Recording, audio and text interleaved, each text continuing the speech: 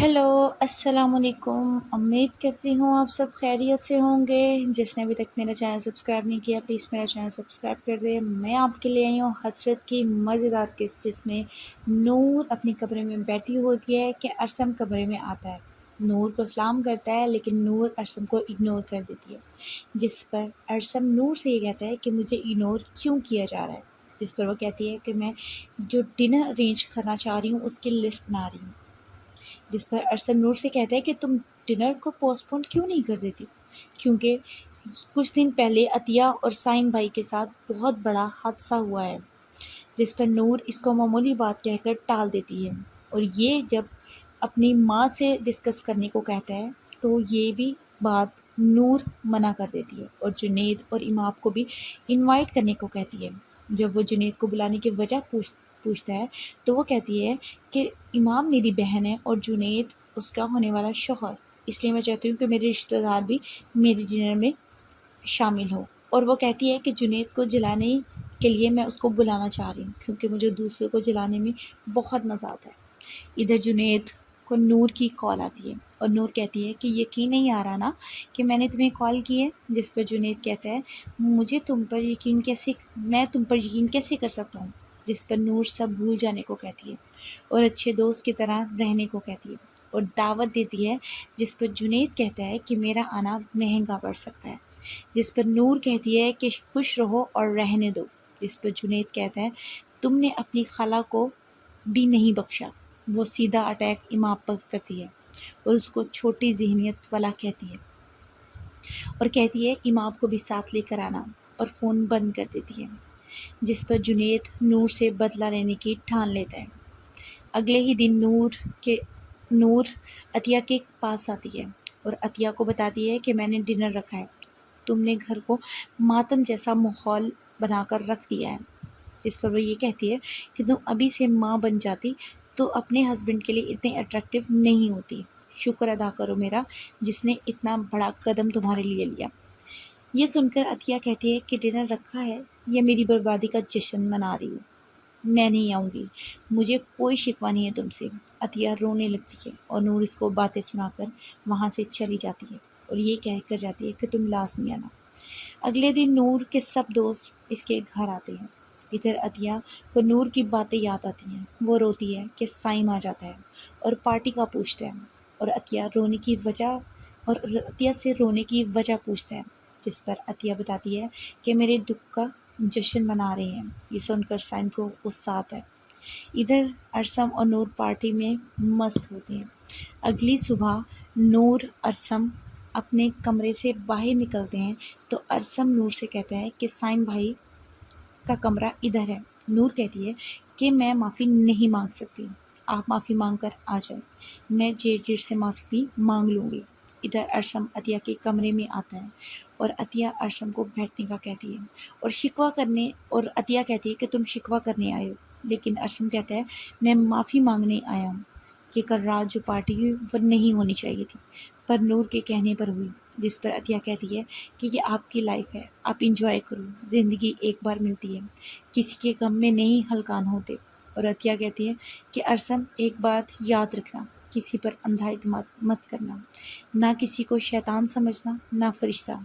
और अरसम ये बात सुनकर वहाँ से चला जाता है। इधर नूर बाप को फ़ोन करती है और को डांट जो वो अतिया को डांट कर गए थे उसका अपने बाप को बताती है और अपने घर और उसका बाप बताता है कि मैंने उसे घर आने से मना कर दिया और उसे खूब सुनाता है। वो ये भी यकीन दहानी कराता है कि वो तुम्हारे मामलात में नहीं बोलेगी। जिस पर वो अपने बाप को अतिया के खिलाफ मज़ीद भड़का देती है कि मेरे घर डिनर था जिस पर इसने सबको रोक दिया और वो खुद भी नहीं आई। इसके वो कान भर तो देती है। उसका बाप कहता है कि मैं अब तुम्हारे घर खुद बात करने आऊँगा। अगले दिन ऑफिस में जुनेद अरसम के ऑफिस पहुंच जाता है और अरसम जुनेद को बैठने का कहता है। जिस पर अरसम से जुनेद पूछता है क्या क्या तुम वाकई नूर से मोहब्बत करते हो। जिस पर अरसम कहता है कि मोहब्बत होती है या नहीं होती। जिस पर जुनेद कहता है कि नूर एक खुदगर्ज लड़की है, इसे अपनी मोहब्बत सिर्फ प्यारी है, वो दूसरों का ख्याल नहीं रखती। जिस पर अरसम कहता है کہ میں تمہاری بات پر یقین نہیں کر سکتا، جس پر جنید کہتا ہے کہ میرے پاس میرے سچائی کا ثبوت بھی ہے۔ جنید کہتا ہے کہ میں واٹس ایپ کر دوں یا میرے موبائل میں دیکھو گے؟ جنید اپنا موبائل کھول کر ارسم کو دے دیتا ہے، جس پر وہ نور جو ہے وہ جنید سے محبت کے دعوے کر رہی ہوتی ہے۔ وہ حیران ہو جاتا ہے، نور میرے سے دھوکہ کر رہی ہے۔ ارسم ساری باتیں سن لیتا ہے۔ ادھر میڈم فروخی عطیہ کے کمرے میں آتی ہے اور نور اور عطیہ کے معاملات کے بارے میں ڈسکس کرتی ہے، جس پر میڈم فروخی کہتی ہے کہ مجھے آپ دونوں کی میں صلح کروانا چاہتی ہوں، جس پر عطیہ میڈم فروخی کو کہتی ہے کہ آپ میری ماں کے رتبے کی طرح ہیں، میں آپ کی ہر بات ماننے کو تیار ہوں۔ عطیہ اور میڈم فروخی لاؤنج میں بیٹھی ہوتی ہیں کہ ادھر سے نور ارسم کے پاس جا رہی ہوتی ہے کہ میڈم فروخی اسے روک لے۔ ادھر ارسم ساری ریکارڈنگ سن لیتے ہیں اور جنید ساری بات ارسم سے کہتا ہے کہ میں نور کی ہر بات پر یقین کرتا تھا۔